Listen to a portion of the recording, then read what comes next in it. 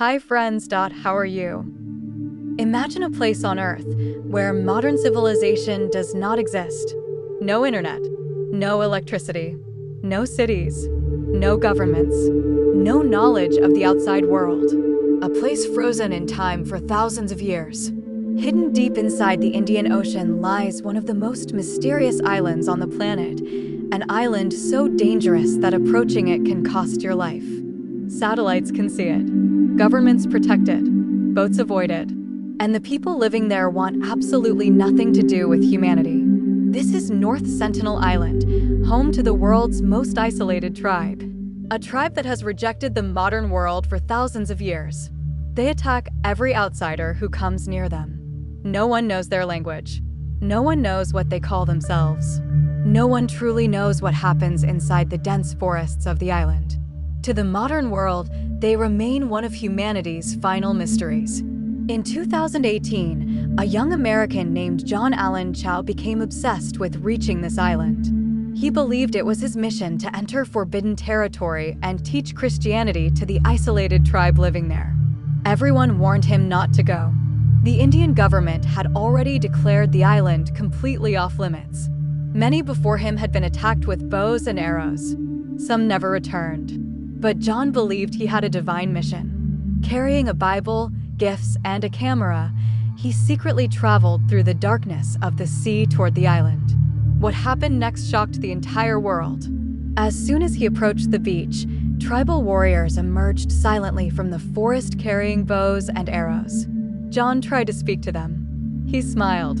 He offered gifts. But the tribe did not want visitors. They did not want civilization. And they definitely did not want strangers bringing the outside world to their shores. An arrow was fired directly toward him. It struck the Bible he was holding against his chest. Somehow, he escaped alive that day. But instead of leaving forever, he returned again. And this time, he never came back. From a distance, fishermen later watched the tribe dragging and burying a body on the beach. It was the last time John Allen Chau was ever seen alive. But the real mystery is not his death. The real mystery is the island itself. Who are these people? Why have they remained isolated for thousands of years? How have they survived without modern technology? And why are they so violently protective of their island? Scientists believe the Sentinelese tribe may be direct descendants of some of the first humans who left Africa nearly 70,000 years ago. While civilizations rose and collapsed around the world, these people remained almost completely untouched by history. They never built cities, never invented agriculture, never connected to the outside world. In many ways, they are living exactly as humans lived during the Stone Age, a forgotten window into humanity's ancient past. But perhaps the most shocking part of this story is that modern civilization may actually be more dangerous to them than they are to us. Throughout history, isolated tribes exposed to outsiders often died from diseases before they even understood what was happening. A simple cold, flu, or infection carried unknowingly by visitors can wipe out entire communities with no immunity. The Sentinelese understand one thing clearly: outsiders bring danger. For thousands of years, they have defended their island against invaders, colonizers, missionaries, and explorers. And maybe they had good reason to do so. Tonight, we uncover the terrifying and fascinating story of North Sentinel Island, the forbidden island no outsider can enter, the world's last uncontacted tribe, and the deadly clash between modern civilization and humanity's ancient past. Because hidden in the middle of the ocean, there exists a world untouched by time itself. Deep in the Bay of Bengal, surrounded by the waters of the Indian Ocean, lies one of the most mysterious places on Earth, North Sentinel Island. From above, the island appears beautiful and peaceful. Dense green forests cover nearly every inch of the land. White beaches surround the coastline. Crystal clear waters shine under the tropical sun. But behind this paradise hides one of the world's most dangerous human mysteries. This island is home to the North Sentinelese tribe, a group of people so isolated from civilization that they may know almost nothing about the modern world. Unlike the rest of humanity, they have rejected outside contact for thousands of years. Any outsider attempting to approach the island risks violent attack. The Indian government strictly prohibits anyone from going near the island. Even fishermen stay far away from its shores. Yet despite all this isolation, the Sentinelese continue surviving exactly as their ancestors did thousands of years ago. The story became globally famous in 2018 after the death of John Allen Chau, a young American missionary who illegally attempted to contact the tribe. Chau believed it was his religious mission to bring Christianity to the island's inhabitants.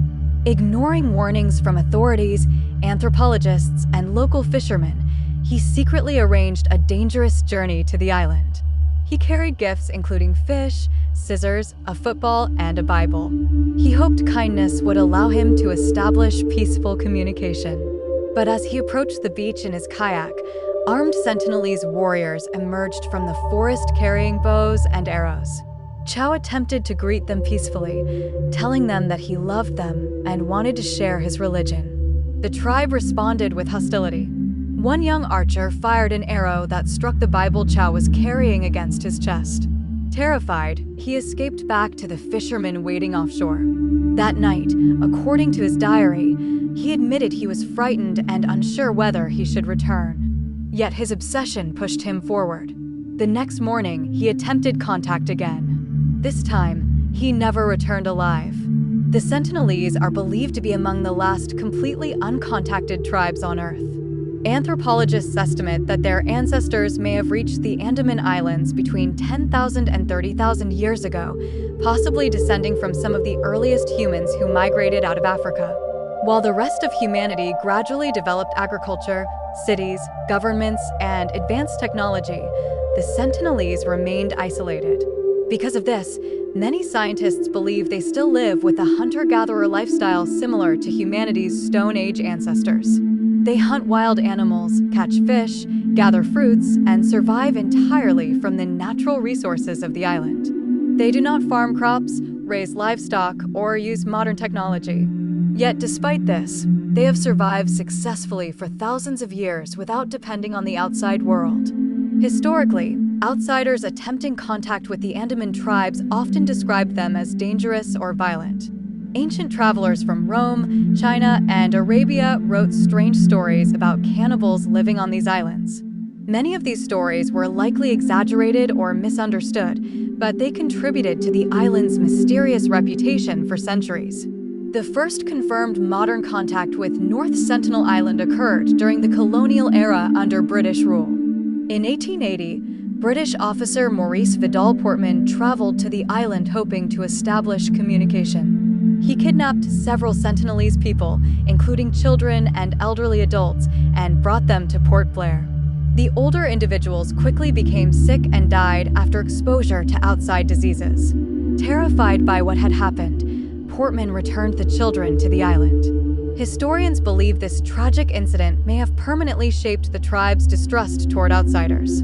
For decades afterward, attempts to contact the Sentinelese usually ended violently. Explorers, researchers, and government expeditions were attacked with arrows whenever they approached too closely.